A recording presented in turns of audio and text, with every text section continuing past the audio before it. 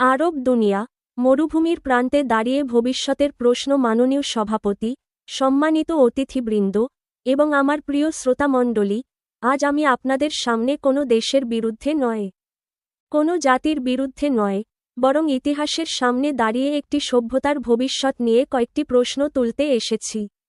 প্রশ্নটা খুব সোজা, বর্তমান আরব দুনিয়া আজ যে বিলাসী, আরামপ্রিয়, ভোগবাদী জীবনের মধ্যে ডুবে আছে, এই জীবনযাপন কি তাদের এগিয়ে নিচ্ছে, নাকি ধীরে ধীরে আবার সেই মরুভূমির দিকেই ফিরিয়ে নিয়ে যাচ্ছে, যেখানে একদিন উট চড়ানোই ছিল জীবনের একমাত্র পরিচয়?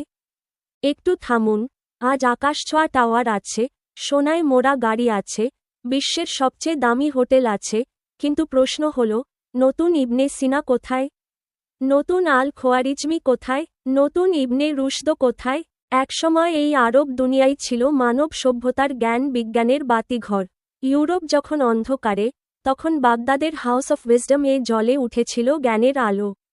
আজ সেই আলো কি শুধু মিউজিয়ামে বন্দী?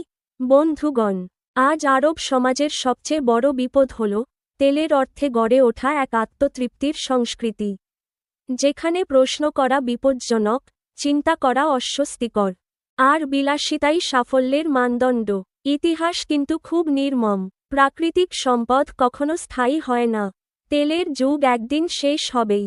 সেদিন যদি জ্ঞান, বিজ্ঞান, গবেষণা, মানবিকতা না থাকে, তাহলে এই ঝলমলে শহরগুলো একদিন নীরব মরুভূমিতে পরিণত হবে। তাহলে উত্তরণের পথ কি? প্রথম পথ, জ্ঞানভিত্তিক সমাজ গঠন। ডিগ্রি নয়, চিন্তা। সার্টিফিকেট নয়, অনুসন্ধান। শিক্ষা এমন হতে হবে, যেখানে ছাত্র প্রশ্ন করতে ভয় পায় না, শিক্ষক উত্তর না জানলেও লজ্জা পায় না। দ্বিতীয় পথ, শিক্ষা ও গবেষণার স্বাধীনতা। শুধু বিদেশি বিশ্ববিদ্যালয়ের শাখা খুলে জ্ঞান আসে না। জ্ঞান আসে তখনই, যখন ভিন্ন মতকে শত্রু নয়, সম্পদ হিসেবে দেখা হয়। তৃতীয় পথ, নারী ও তরুণদের মুক্ত শক্তি। একটি সমাজ তার অর্ধেক জনগোষ্ঠীকে পেছনে রেখে কখনোই বিশ্বকে পথ দেখাতে পারে না। আরব দুনিয়ার তরুণরা আজ প্রযুক্তি, কৃত্রিম বুদ্ধিমত্তা, নবায়নযোগ্য শক্তি, মহাকাশ গবেষণায় আগ্রহী। এই আগুনকে চাপা দিলে নয়, দিকনির্দেশনা দিলে সভ্যতা এগোয়। চতুর্থ পথ, তেল পরবর্তী ভবিষ্যতের প্রস্তুতি।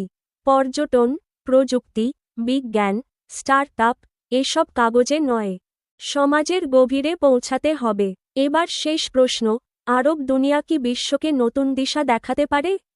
আমার উত্তর, হ্যাঁ, পারে। কিন্তু শর্ত একটাই, ভোগের কেন্দ্র থেকে চিন্তার কেন্দ্রে ফিরে আসতে হবে। ক্ষমতার প্রদর্শন নয়, জ্ঞান ও মানবিকতার নেতৃত্ব দিতে হবে। কারণ ইতিহাস বলে, যে সভ্যতা প্রশ্ন করা বন্ধ করে দেয়, সে একদিন মরুভূমিতে ফিরে যায়। কিন্তু যে সভ্যতা প্রশ্ন করতে শেখে, সেই ভবিষ্যৎ নির্মাণ করে। ধন্যবাদ। জয় মানবতা।